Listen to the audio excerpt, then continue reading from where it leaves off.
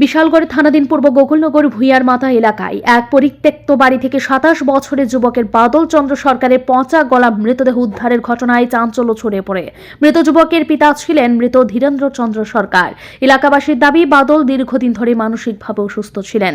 স্থানীয়দের সূত্রে জানা যায়, বাদল চন্দ্র সরকার এক সময় কলেজে পড়াশোনা করতেন, তবে সে সময় থেকে তার মানসিক ভারসাম্য হারানোর লক্ষণ দেখা যায়। তিনি একাই ওই বাড়িতে থাকতেন। এলাকাবাসী প্রথমে বাড়ি থেকে দুর্গন্ধ পেয়ে বিষয়টি বুঝতে পারেন।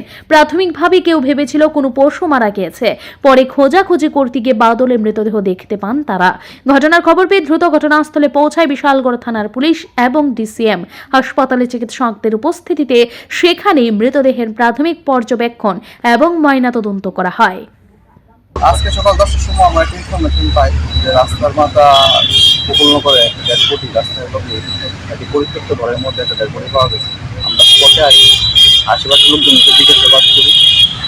লোকটা আইডেন্টিফাই করছে যে মানসিক ভারসাম্য, দীর্ঘদিন ধরে মানসিক ভারসাম্যজনিত রোগে আক্রান্ত ছিল। তো জানা গেছে, নাম জানা গেছে। ওর নাম হচ্ছে বাদল চন্দ্র সরকার, বাবার নাম ধীরেন্দ্র চন্দ্র সরকার। বয়স বাড়ি বয়স 27। বাড়িতে কি আর কেউ ছিল? তবে দেহটা পাওয়া গেছে সেখানে কি কেউ বসবাস করতো? না, এটা প্রত্যেক মানে কদিন হবে মারা গেছে বা কিরকম প্রাথমিকভাবে কি মনে হচ্ছে? ডেড বডি দেখে তো মনে হচ্ছে 2-3 দিন হয়ে গেছে। মানে দেহটা কি ঠিকঠাক আছে না ওরা ডিকম্পোজ করতে গেছে? হ্যাঁ, এখন আমরা টিম অফ ডক্টর আইতাছে, ডিসিএম সাহেব আইতাছে।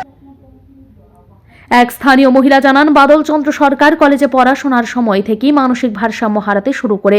দীর্ঘদিন ধরে সে এই পরিত্যক্ত বাড়িতে একা থাকত। দুর্গন্ধ পেয়ে এলাকার লোকজন ঘটনাস্থলে পৌঁছায় এবং এই মর্মান্তিক দৃশ্যটি দেখে কুত্তা মারা গেছে মনে করে গন্ধ পাইতেছে, যে মনে করছে যে কুত্তা মারছে, কুত্তার গন্ধ নিয়ে পরে আজকে একজনে যে চুহি দিছে আর কি, দিয়া দেখে যে ইটার ভিতরে মানুষ পচা গন্ধ হইতেছে। তুই মানে জানাজানি হয়েছে আর কি, তুই সবাই আইসে এটাইছে আর কি। কি নাম? না, বাদল চন্দ্র সরকার। কি করতো? কলেজে করতো,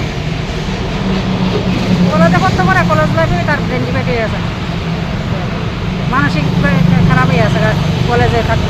তো আপনার এই ঘটনাটা কোন সময় দেখছেন? সকালে, আজকে সকালে। পুলিশ আইসে না এখন? আইসে পুলিশ আইসে। বিয়ে টিয়ে করছেন? হ্যাঁ, না না না, বিয়ে টিয়ে করছেন? না বিয়ে হয়ে গেছে। এই জায়গাটার নাম গোকুলনগর। স্থানীয় বাসিন্দাদের বক্তব্যে উঠে এসেছে, বাদলের মৃতদেহের পচন শুরু হওয়ার ঘটনাটি আরও দুঃখজনক হয়ে উঠেছে। এদিকে যুবকের মৃত্যু ঘিরে এলাকা জুড়ে শোকের ছায়া নেমে আসে। পুলিশের প্রাথমিক অনুমান অনুযায়ী ঘটনাটি প্রাকৃতিক কারণে মৃত্যুর ফলাফল হতে পারে, তবে ময়নাতদন্তের রিপোর্ট আসার পর প্রকৃত কারণ জানা যাবে। ব্যুরো রিপোর্ট, ঋদ্ধি নেটওয়ার্ক।